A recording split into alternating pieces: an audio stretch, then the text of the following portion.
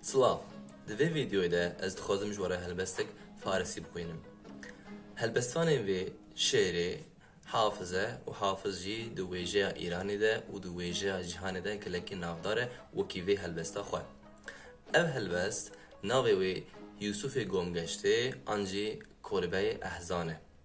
کرم کنن دست بکن دوی نابره ده و ندکاربن و تاوی کردی جی لسرکرانی بخوینم. یوسف گمگشته باز آید به کنعان غم مخور، کلبه احزان شود روزی گلستان غم مخور. ای دل غم دیده حالت به شود دل بد مکن، وین سر شوریده باز آید به سامان غم مخور.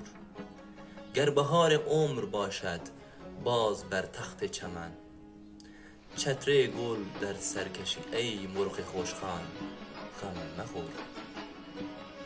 دور گردون گر دو روزی بر مراد ما نرفت، دائما یکسان نباشد حال دوران غم مخور. حال مشو نومیدی چون واقف نه از سر غیب، باشد اندر پرده بازی های پنهان غم مخور. دم باش. یوسف گم گشته،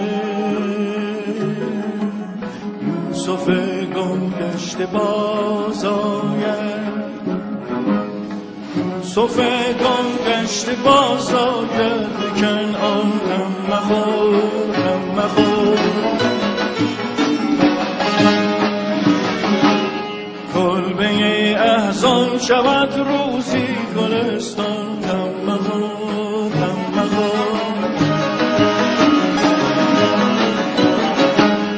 این دل غم دیده حالش به شود به شود دل بد مکن،